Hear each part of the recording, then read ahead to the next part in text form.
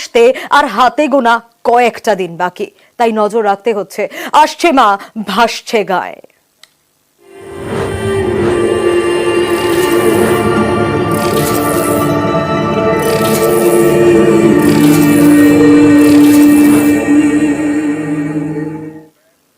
ঠিক যে কথা বলছিলাম, আসছে মা, ভাসছে গাঁ।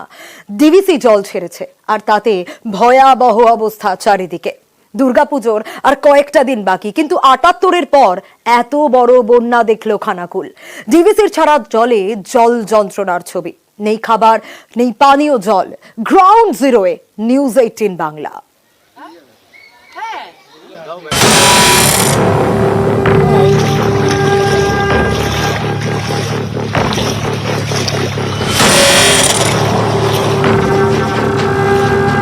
হুগলির বিভিন্ন জায়গায় তো আমরা ঘুরছি, কিন্তু খানাকুলের পরিস্থিতি সত্যি ভয়াবহ। ভয়াবহ কতটা, তাই ছবিটা দেখলে বুঝবে।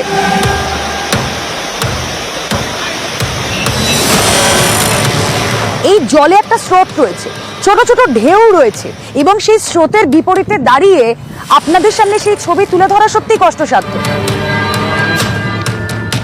আপনাদেরকে বলে দিতে হচ্ছে এটা রাস্তা, তার কারণ এটা সত্যি ধান জমি না রাস্তা বোঝার উপায় নেই অন্ততপক্ষে এই ছবিটা দেখে। আমরা যে দেখতে পাচ্ছি দূর দূর পর্যন্ত শুধু জল আর জল, এবং এই রাস্তা আপনাদের বলে রাখি অত্যন্ত গুরুত্বপূর্ণ, কারণ আরামবাগ থেকে গড়ের ঘাট কানেক্টিং রাস্তা এটা, এবং এই রাস্তা থেকে আরেকটু দূর যদি আমরা এগোই তাহলেই পড়বে খানাকুলের থানা, খানাকুল ১ নম্বর বিডি অফিস। আসুন পায়ে হেঁটেই যাওয়া যাক একবার ওই খানাকুল ১ নম্বর বিডি অফিসের সামনে, যাওয়া যাক থানার সামনে।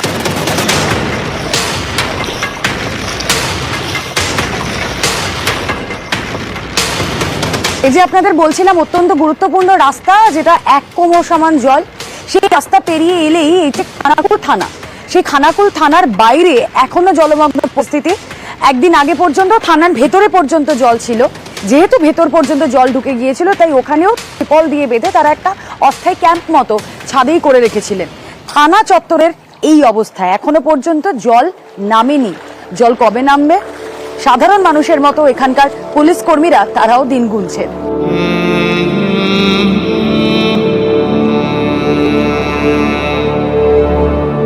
যে ছবি আমরা দেখছি এটা হচ্ছে খানাকুল গ্রামীণ হাসপাতালের বাইরের ছবি। সাধারণ মানুষের বাড়ির ভেতরের ছবি দেখাচ্ছিলাম, যেখানে শুধুই জল আর জল, বাইরেও এই একই অবস্থা, এবং কোনোভাবেই যদি কোনো এমার্জেন্সি হয় তাহলে কিন্তু তাদের এই জল টপকেই আসতে হবে খানাকুল গ্রামীণ হাসপাতালে, যে হাসপাতালও কিনা ইতিমধ্যেই জলমগ্ন।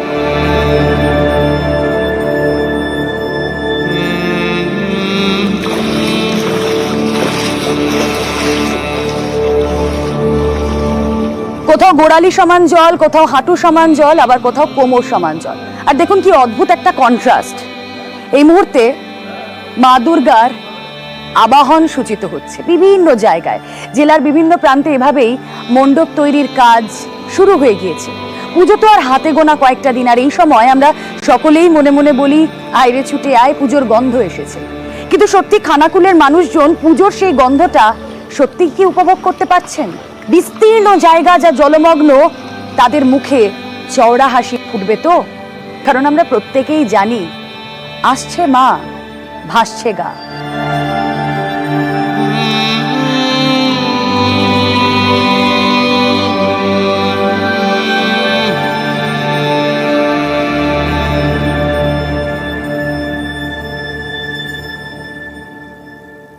Ground zero news 18 Bangla. ডিভিসির ছাড়া জলে মানুষ কিভাবে বিপর্যস্ত দেখছেন, আরো ছবি দেখাবো।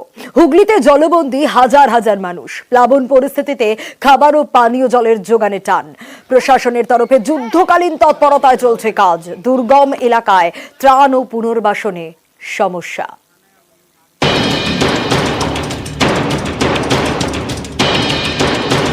এগুলো কি সব ত্রাণের? হ্যাঁ, ত্রাণের। আচ্ছা, কোথায় কোথায় কোথায় দিচ্ছেন এগুলো? এটা পোল ওয়ানের ত্রাণের ট্রিপল যথা জায়গায় বন্যা দুর্গতদের জন্য কিন্তু পৌঁছে দেওয়া হচ্ছে।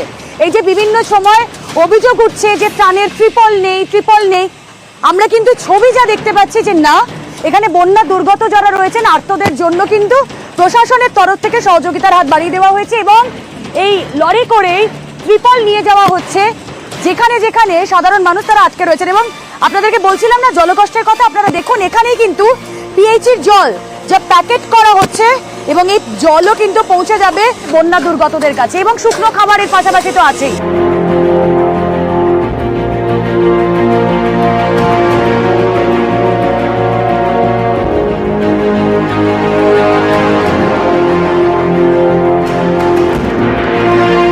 তরফ থেকে জল পৌঁছে যাচ্ছে বন্যা দুর্গতদের থেকে, দুর্গতদের দিকে যাচ্ছে, কিন্তু ভৌগোলিক অবস্থার জন্য কিছু কিছু জায়গায় দেরি হয়ে যাচ্ছে।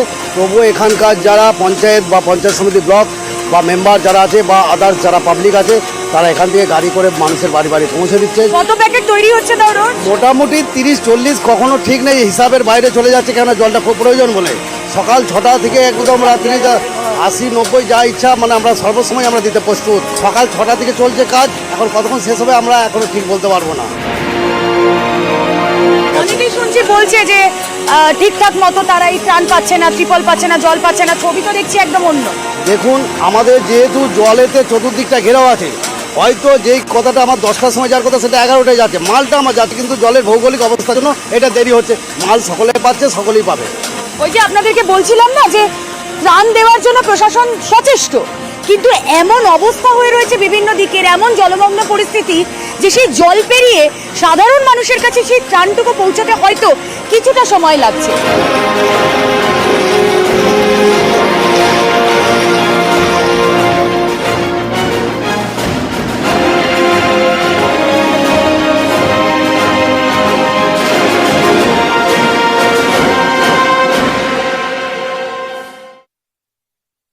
নিউজ ফ্ল্যাশ নিবেদন করছে সফেদ ডিটারজেন্ট পাউডার। সফেদ 500 গ্রাম মাত্র 35 টাকায়। দারুণ টেমটি লাগাবো। এটা তো মাইথন স্টিল না, সস্তা বস। স্ট্রং মানে মাইথন স্টিল। আগে পর্যন্ত থানার ভেতরে পর্যন্ত জল ছিল, যেহেতু ভেতর পর্যন্ত জল ঢুকে গিয়েছিল তাই ওখানেও ত্রিপল দিয়ে বেঁধে তারা একটা অস্থায়ী ক্যাম্প মতো ছাদেই করে রেখেছিলেন। থানা চত্বরের এই অবস্থায় এখনো পর্যন্ত জল নামেনি। জল কবে নামবে? সাধারণ মানুষের মতো এখানকার পুলিশ কর্মীরা তারাও দিন গুনছেন।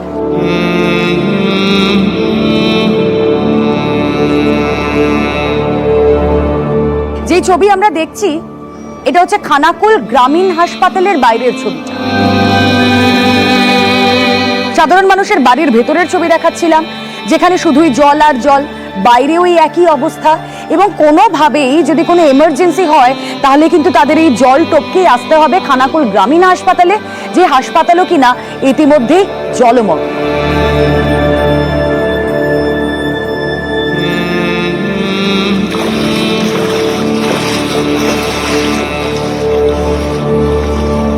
কোথাও গোড়ালি সমান জল, কোথাও হাঁটু সমান জল, আবার কোথাও কোমর সমান জল। আর দেখুন কি অদ্ভুত একটা কন্ট্রাস্ট।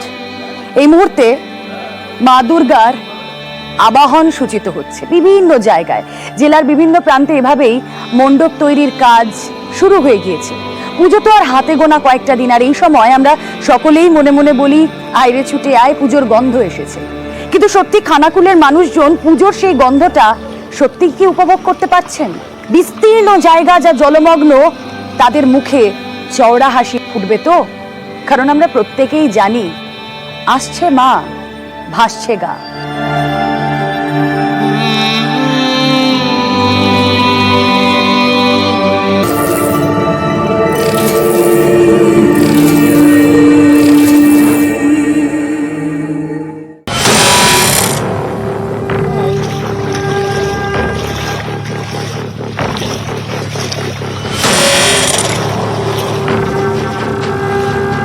হুগলির বিভিন্ন জায়গায় তো আমরা ঘুরছি, কিন্তু খানাকুলের পরিস্থিতি সত্যি ভয়াবহ। ভয়াবহ কতটা, তাই ছবিটা দেখলে বুঝবে।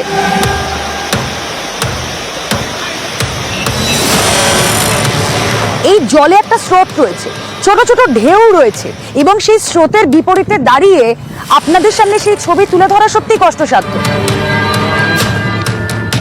আপনাদেরকে বলে দিতে হচ্ছে এটা রাস্তা, তার কারণ এটা সত্যি ধান জমি না রাস্তা বোঝার উপায় নেই অন্ততপক্ষে এই ছবিটা দেখে। আমরা যে দেখতে পাচ্ছি দূর দূর পর্যন্ত শুধু জল আর জল। এবং এই রাস্তা আপনাদের বলে রাখি অত্যন্ত গুরুত্বপূর্ণ, কারণ আরামবাগ থেকে গড়ের ঘাট কানেক্টিং রাস্তা এটা, এবং এই রাস্তা থেকে আরেকটু দূর যদি আমরা এগোই তাহলেই পড়বে খানাকুলের থানা, খানাকুল 1 নম্বর বিডিও অফিস। আসুন পায়ে হেঁটেই যাওয়া যাক একবার ওই খানাকুল 1 নম্বর বিডিও অফিসের সামনে, যাওয়া যাক থানার সামনে।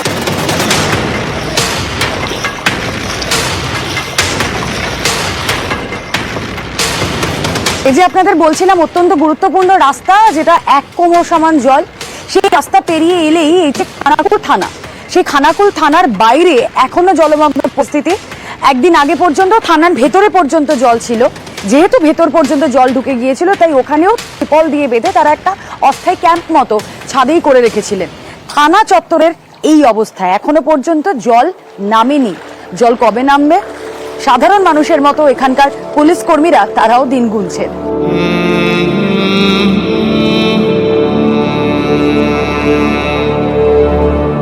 যে ছবি আমরা দেখছি এটা হচ্ছে খানাকুল গ্রামীণ হাসপাতালের বাইরের ছবি। সাধারণ মানুষের বাড়ির ভেতরের ছবি দেখাচ্ছিলাম, যেখানে শুধুই জল আর জল, বাইরেও এই একই অবস্থা, এবং কোনোভাবেই যদি কোনো এমার্জেন্সি হয় তাহলে কিন্তু তাদের এই জল টপকেই আসতে হবে খানাকুল গ্রামীণ হাসপাতালে, যে হাসপাতালও কিনা ইতিমধ্যেই জলমগ্ন।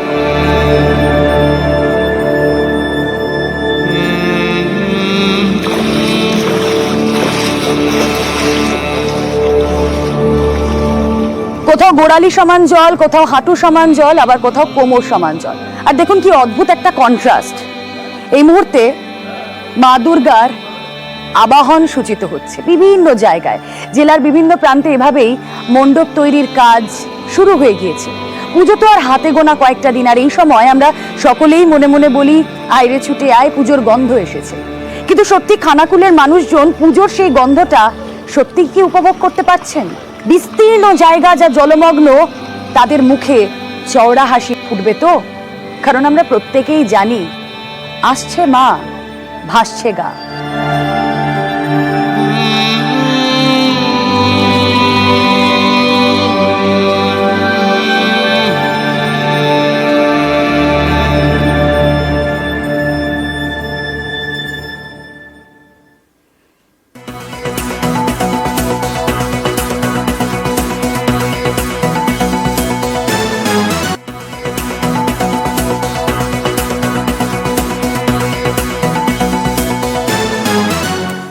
মা আসতে আর হাতে গোনা কয়েকটা দিন বাকি আছে, কিন্তু কি ছবি ধরা পড়ছে আসছে। ঠিক যে কথা বলছিলাম, ডিভিসির জলে একাধিক এলাকা ভাসছে। হুগলির ছবিটা দেখাবো। বিস্তীর্ণ এলাকা ভেসে যাচ্ছে, আরামবাগ, খানাকুল, পরশুরা। জল যন্ত্রণার ছবিটা জেলা জুড়ে। পরশুরায় ত্রাণ শিবির তদারকিতে পুলিশ সুপার। মুন্ডেশ্বরীর পারে ভিটে মাটি হারিয়েছে শয়ে শয়ে মানুষ। ত্রিপল খাটিয়ে তারা কোথায় থাকছে জানেন? রাজ্য সড়কের পাশে, রাস্তাতেই। রান্না বান্না থেকে থাকা খাওয়া সবকিছু রাস্তার পাশেই যন্ত্রণার দিন নামচা। পরশুরার বিভিন্ন জায়গা ঘুরে দেখছি এবং এই রাজ্য সড়কের ছবি আপনাদের সামনে কেন এখন তুলে ধরছি, তার কারণ হচ্ছে দুধারে প্লাবিত অঞ্চলের মানুষ তারা এখন এই রাজ্য সড়কের ওপর উঠে এসেছে। তারা এক ফালি সংসার পেতেছেন। হ্যাঁ, অবশ্যই সেটা পরিস্থিতির চাপে পড়ে। এখানেই চলছে রান্না বান্না। আমরা দেখছি গ্যাস, ভাতের হাঁড়ি, কড়াই সমস্ত কিছু নিয়ে তারা এখানেই রয়েছেন। এখানেই তাদের রান্না বান্না চলছে, এখানেই চলছে তাদের দিন গুজরান। এটাকেই অস্থায়ী বাসস্থান বানিয়ে ফেলেছেন তারা। এখানেই দিন কাটছে। এখানেই আজ 4 দিন ধরেছি। 4 দিন ধরে? 4 দিন ধরে রান্না বান্না খাওয়া দাওয়া সব এখানে? হ্যাঁ, এখানেই হচ্ছে। বাড়ি ঘরের কি অবস্থা? বাড়ি ঘরে এমন অবস্থা, এখন ঢোকা যাবে না। এখন 1 মাস যাও, সব কোনো তলিয়ে গেছে, সব ভেঙে। 1 মাস ঢোকা যাবে না? না, এমন জল দাঁড়িয়ে আছে। আর এই বাজার হাট দোকানপত্র সেগুলো এই যা দিচ্ছে টুকটাক করে কোনো রকম আলু ভাত করে খাওয়া হচ্ছে। এখানে শোয়া, এখানে খাওয়া, এখানে সব। মানে বাড়ির জল নামতে এখনো মাসখানেক? হ্যাঁ, মাসখানেক। হাতে গোনা আর কয়েকটা দিন পরেই পুজো, সুতরাং তারা নিজেরাও জানেন না যে পুজোতেও তারা বাড়িতে ফিরতে পারবেন কিনা। কারণ বাড়ির যা পরিস্থিতি, সেই জল নামতেই হয়তো আরো 1টা মাস সময় লাগবে। কাকা, কতদিন ধরে এখানে? অনেকদিন ধরে। আচ্ছা, আপনি তো দীর্ঘদিন ধরেই এখানকার বাসিন্দা। এখানে বন্যা তো আগেও হয়েছে, কিন্তু এইরকম হয়েছে কি? এরকম হয়নি তো, এবার বেশি হয়েছে। এই কি প্রথমবার আপনারা রাস্তার উপর এসে থাকছেন? হ্যাঁ, প্রথম। বাড়ি ঘর সব পড়ে গেছে, এখন বাড়িতে এখন যেতে গেলে এখন 1 গলা জল আছে। কবে নামতে পারে জল? এ জল লাভার কোনো এ নেই, ওয়েদার যদি ভালো থাকে তবেই টানবে। তো এরকম ভাবে রাস্তার ধারে আছেন, কষ্ট হচ্ছে না? খুব রিক্সের মধ্যে আছি ছেলে মেয়ে নিয়ে, কি করব, কোনো উপায় নেই। মাথার উপর ছাদ রয়েছে, বাড়িঘর রয়েছে, কিন্তু তবুও সেই বাড়ি যেহেতু গলা সমান জলে ডুবে রয়েছে, সেই বাড়িতে তারা ফিরতে পারছেন না, তাই রাজ্য সড়কে তাদেরকে আশ্রয় নিতে হয়েছে। আসলে বিপদটা বোধহয় তাদের সর্বকুলেই, যার দুকুল যায় তার কি সত্যি দুর্গাপুজো নিয়ে কিচ্ছু এসে যায়? পুরসুরার ছবি তো দেখলেন, মানুষ রাস্তায় বসবাস করছে, কারো বাড়ি আছে, সে বাড়ি গলা জলে ডুবে গেছে। 5 দিন ধরে জলবন্দী এবার আরামবাগ, সেই ছবিটাও দেখাবো। বিস্তীর্ণ এলাকা থই থই, রাস্তাঘাট ডুবেছে, বাড়ি ঘর ডুবেছে। ত্রাণ পৌঁছতেও স্বাভাবিকভাবেই বেগ পেতে হচ্ছে এই এলাকায় প্রশাসনকে। দুর্গতদের কাছে পৌঁছতে ভরসা তাই একমাত্র নৌকা, মুড়ি বিস্কুট ত্রিপল নিয়ে দাঁড়ে দাঁড়ে তাই জনপ্রতিনিধিরা। যেভাবে কেন্দ্রীয় সরকার যেভাবে আমাদের বাংলাকে যেভাবে ডুবিয়ে দিচ্ছে, তারই প্রতিবাদে আমাদের মাননীয় মুখ্যমন্ত্রী বলেছে, ওই জন্য আমরা সবাই এখন রাস্তায় আছি। ত্রাণ দেওয়ার পর্ব চলছে, শুধুমাত্র একবেলা নয়, পালা করে আর কি। সকালে এই যে টিফিন পৌঁছে দেওয়া হলো, যেখানে বিস্কিট রয়েছে, শুকনো বিস্কিট, মুড়ি রয়েছে। এটা টিফিনে এই যে ত্রাণ পেলেন সকালে, এই যে বিস্কিট মুড়ি, খুশি? একটু এগিয়ে আসুন, একটু এগিয়ে আসুন। কতটা খুশি? ত্রাণ তো পৌঁছচ্ছে আপনাদের একদম বাড়ির কাছে এসে পৌঁছে দেওয়া হচ্ছে প্রশাসনের তরফ থেকে। খুশি আমরা, কিন্তু হচ্ছে বাড়ির যে এরকম ক্ষতি হয়ে গেছে, মানে হচ্ছে দেয়াল উল্টে গেছে, ওইদিকে সব হিলে গেছে, বাচ্চা নিয়ে থাকতে পারছেন, 3 বছরের বাচ্চা আছে, জল আসতে করে 8 দিন 10 দিন থাকতে পারেন, যে সরকার কিছু ব্যবস্থা করেছে।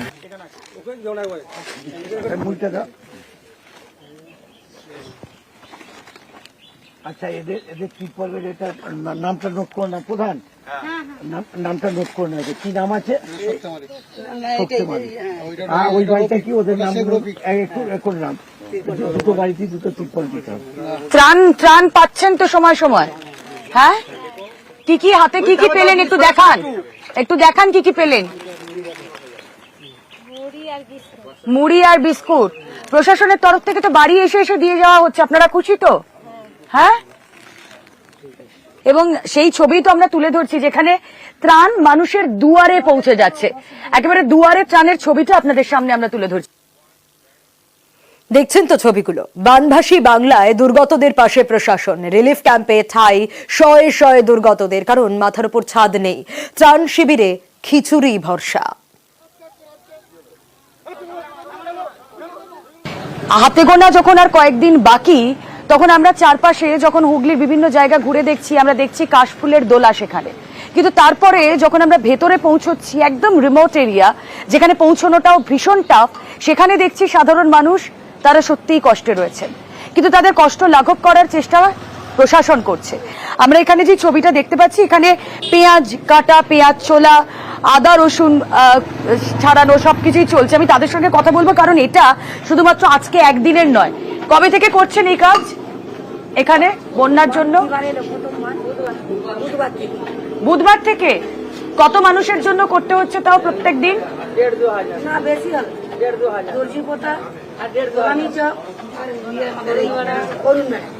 অন্যদিকে রাস্তার ওপারে আমরা দেখতে পাচ্ছি পঞ্চায়েত অফিসের সামনেই সেখানে রান্না চলছে। একটু ছবিটা দেখাবো আমাদের দর্শকদের। সেখানে খিচুড়ি রান্না হচ্ছে, এক এক দিন এক এক রকম, কখনো ভাত কখনো ডাল পৌঁছে যাচ্ছে, সেটা সাধারণ মানুষের কাছে কিভাবে পৌঁছানো হচ্ছে সেটাও খুব ইন্টারেস্টিং জানাচ্ছি। এই মুহূর্তে খিচুড়ি রান্না চলছে। কবে থেকে? বুধবার থেকে চলছে রান্না। আমরা সতর্কবার্তা পাওয়ার সঙ্গে সঙ্গে আয়োজন করে নিয়েছিলাম, বুধবার সকাল থেকেই এই রান্না বান্না চলছে। আজকে খিচুড়ি হচ্ছে, কালকে পোস্ত ডাল ডিম করেছিলাম, তার আগের দিনও ডাল আর হচ্ছে আলু পটল হয়েছিল। কত সংখ্যক মানুষ এখানে আমরা মোট 1000 জনের প্রত্যেক দিন রান্না করছি। 600 জন মানুষ এই ক্যাম্পে খাচ্ছে। 400 জনের খাবার আমাদেরকে দুটো গ্রামে পাঠাতে হয়। শুধু কি দিনের বেলা না রাতের বেলাও তাদের কাছে খাবার পৌঁছে যাচ্ছে? অ্যাকচুয়ালি এমনি প্রশাসন যা করছে, আমরা নিজেরা ফ্রেন্ড সার্কেলরা উদ্যোগ নিয়ে সাধারণ মানুষ, এবং এখানে ত্রাণ শিবির না ম্যাম, এই অ্যাকচুয়ালি যারা এখানে খাচ্ছে ম্যাম, তারা প্রত্যেকেই আমার পরিবারের সদস্য এবং আমি তাদের পরিবারের সদস্য। এখানে বেবি ফুড থেকে শুরু করে, হরলিক্স থেকে শুরু করে আপনার প্রায় 2,500-3,000 প্যাকেট এক পর্যন্ত। সাধারণ মানুষের বল ভরসা এখন প্রশাসনই, তার কারণ তারা না বাইরে বেরিয়ে কিছু নিতে পারছেন, যারা ক্যাম্পে রয়েছেন তারা এসে খাচ্ছেন, কিন্তু যারা ধরুন বাড়ির ভেতর রয়েছে তাদের পক্ষে বেরিয়ে আসা সম্ভব নয়।